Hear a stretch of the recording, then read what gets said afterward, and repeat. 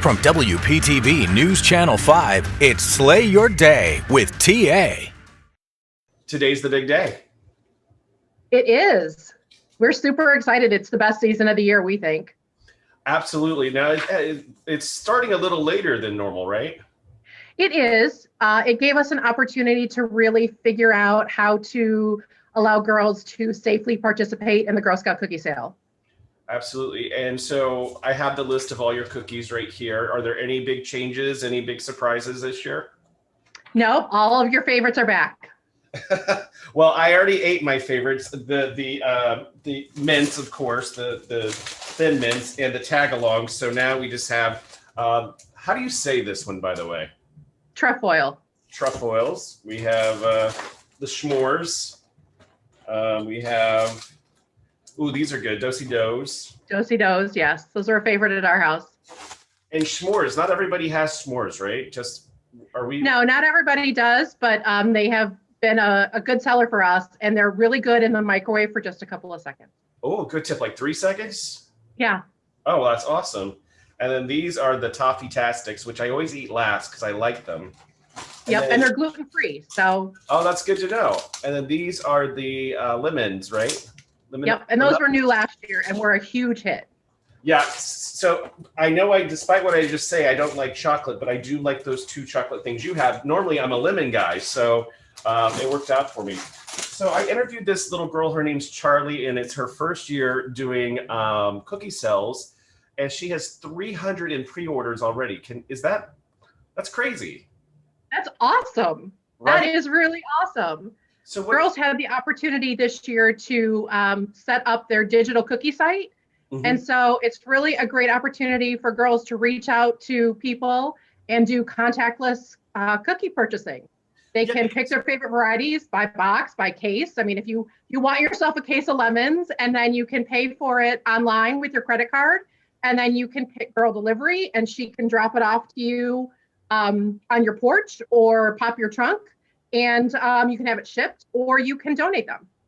That's what she did is ingenious. She made custom little videos and sent them to all the Steelers fans in Pittsburgh. That's her friends and families. And at the end said, "Go Steelers." So now they're obligated to, buy the cookies or their team's jinx. Our Girl Scouts are super creative. And so they have really, this year has been a challenge with COVID and trying to find ways to creatively and safely sell cookies. And so girls have taken to social media, they've done videos, they've done some really amazing things to figure out how to sell cookies and how that supports their troop.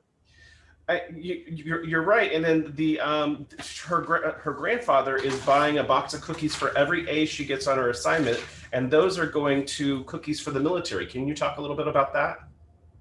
First of all, that's awesome. Thank you to Charlie and her grandpa. Cookies for the Military has been a long-standing program for Girl Scouts of Southeast Florida. This year, our goal is 75,000 boxes. So hopefully she gets lots of A's. So there's more boxes that go. But we partner with a couple of local organizations that pack Girl Scout cookies into their care packages. And then those get sent to our military soldiers. And they get kind of a taste of home that they are really longing for when they're so far away. Yeah, there's nothing that's going to take you back like a box of Girl Scout cookies to It is. Home. It's one of the number one things they ask for. Is it really? It is. I believe that because it makes me happy every time I get a box. You get hit up by everyone, and it's a great thing. Now, you guys are doing some interesting things this year because of the coronavirus pandemic. I'm trying to find it in my notes here. I know you're going to be at Duffy's at some point, right? So we have a special night that we do with Duffy's called Give a Box, Get a Box. It's Friday, February 26th. And at all of the Duffy South Florida locations, you will see Girl Scouts there. And for every box of cookies that you purchase, a box of cookies gets donated. Wow. And some of those donations are sponsored by public supermarket charities. So they have been a great supporter of us as well. So it's a really great opportunity to get Girl Scout cookies that night. And then on March 13th, it's a Saturday from 10 to 2, you're going to partner with Jupiter Medical Center, Wellington Regional Medical Center to do what? So we've got a Cookies for Healthcare Heroes program. We're hoping to add some more hospitals to it, but it's a great opportunity. It's a drive-through cookie booth, so you can purchase cookies for yourself, and then it gives you an opportunity, and we're going to be donating cookies to all of our healthcare heroes who've really stepped up and made an amazing difference during these last, 10 months of the pandemic. What kind of skills do young women learn by selling these cookies? These are really lifetime skills. These are, it's business ethics. For some adults that we talk to, some of our Girl Scout volunteers and parents, they say the cookie sale was their first opportunity to be a businesswoman. They learn money management because they have to make change. They learn marketing because, especially right now, they've come up with creative ways to promote their cookie sale. They're saleswomen. It's customer service, reaching out and following up with those customers that maybe you had last year that you want to make sure know about the cookie sale this year. So there's really some amazing opportunities for business learning that really last a lifetime. We hear about it from adults all the time that say, I remember selling Girl Scout cookies. I still use those skills today. That's awesome.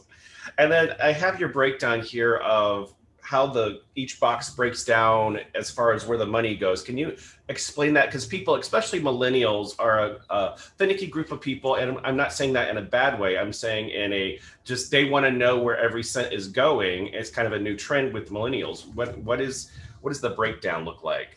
And feel free exactly. to take notes. So one of the things I want to say is all the money stays locally. There is obviously the cost of purchasing the cookies. So that's a hard cost that we have, but all of the troops earn cookie proceeds from that. Last year, girls earned almost $1.15, I think, $1 million, and that's $1 million that the troops earn. And then the money breaks down where it does come back to our local council here, besides proceeds for the girls, and it allows us to keep doing the things that we're doing, to putting on all the awesome programs that we've got, the STEM programs, diversity programs, the entrepreneurship programs, the life skill programs, all of the outdoors that we do, summer camp that's coming up. So really it does, every box of cookies that you buy, not only does it provide a great experience for girls, but it really is that lifelong learning. And a lot of those girls turn those proceeds right back into the community. They're reinvesting it with community service projects, high awards. It's amazing. Charlie's troop is donating to Bush Wildlife, and they're going to go camping. That's what their goals are. That sounds awesome. They'll have a great time. What haven't I asked you that you want to add? I think the biggest thing is that, what we're really hoping is that everybody really does, when you see a Girl Scout out, because they will be out at booth sales. We've had a great opportunity to work with Publix again, work with Walmart again. So if you see a girl out at her cookie booth, stop and purchase a box of cookies, maybe purchase an extra box. This year, more than anything, supporting the girls and supporting their efforts. They've worked super hard. They are being so creative. And so every box really counts. So when they're out in front of Publix and Walmart, will they be accepting credit cards now? They do have the opportunity to accept credit cards. It really is a troop by troop situation, but there's an app that we have provided to them that allows them to do, that contactless purchasing. And with the digital cookie, they can actually pull that up also.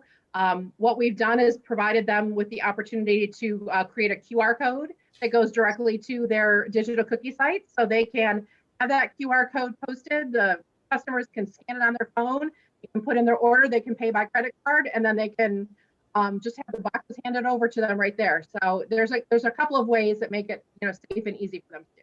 And speaking of safety and the booth sales, what kind of precautions are you guys putting into place? Obviously, you have to do some kind of safety issues because of the coronavirus pandemic. Obviously, so social distancing, we're always making sure that we've got that in place. We've created some fun stickers that they can use on the ground if they want to. Customers stand here for cookie purchasing, hand sanitizer. We've even given them some creative ideas if they wanted to create sort of a plastic shield for their cookie booth. We've tried to give them some ideas, but really trying to make sure, as well as, the number of people at the cookie booths, you want to make sure that it's, potentially a same household group, mom and a parent, not necessarily having 4 and 5 girls there. Obviously masks being worn, that's super important. So, we've tried to make sure that they understand how to keep themselves safe while still enjoying the cookie experience. Awesome. Well, thank you so much for being with me. Thanks, TA.